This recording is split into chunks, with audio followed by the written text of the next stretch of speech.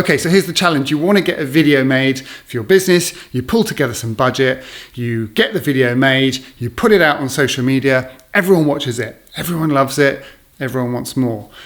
Problem, you've used up all your budget, you've got one film, everyone's seen it. Where do you go next? Sometimes when you look at what they're actually trying to achieve and what they're actually trying to do with that content, it's not one video that's the solution. The solution is multiple videos.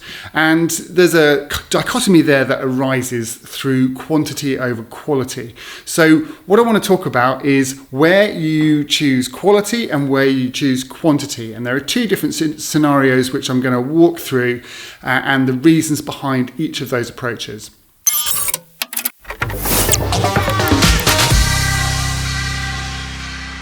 Okay, first of all, let's define our terms, because when I talk about quality, I'm not saying that you should sacrifice quality in a video, because any content you produce or any assets that you produce for your marketing should always be high quality. What we're talking about when we talk about quality is how simple that content is. So quality in the video terms that we're talking about here is whether it's a quick, easy video to put together or whether it's something more complex and advanced that requires a lot of scripting and rewriting and shooting and different versions of different edits and that kind of thing. So for the purposes of this video, quality means simple. So when should you use simple video? Well, it all comes down to the customer journey and where in the buying cycle they are. And generally, we look at two different phases, or the top two different phases of any buying cycle of a marketing funnel. The point where your customers first experience you, where they first find you, your prospective audience is discovering you, and then later on down in the funnel where they already know you and you're continuing that relationship and staying front of mind. And they're two distinct parts of a marketing journey, and they require different fundamental approaches when it comes to video. So for the top of the funnel, you really want something that's quality. You want something that you've invested a proper amount of money in and that that's going to have some shelf life. It's going to be evergreen. You can put it on the front of your website, and you can, more importantly, put it out through paid social media campaigns. So every time you're investing in a single video, you should think about that. You should think about the fact that it's only valuable to invest that kind of budget into one video if you're going to pay to promote it, or if it's on your website and you've got a reasonable amount of traffic coming to your website. Otherwise, you might not see some return from that kind of investment.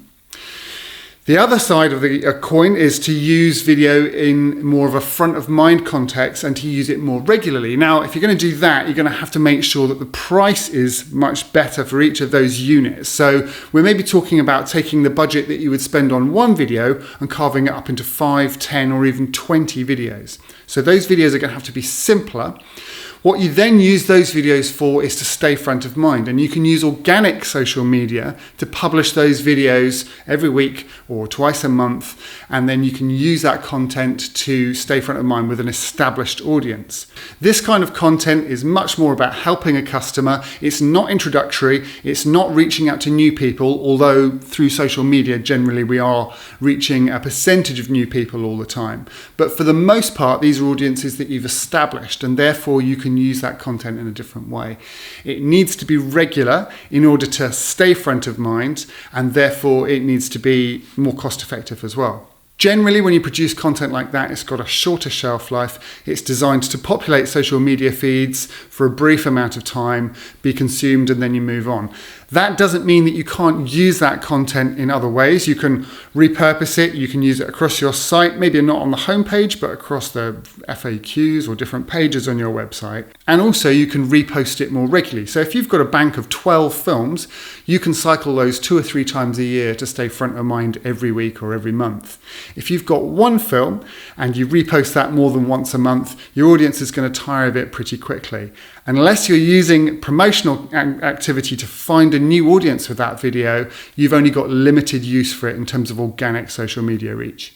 So if you want to hear more tips about social video strategy and video content, you can follow me here on LinkedIn. My name's David Corkelly. See you in the next one.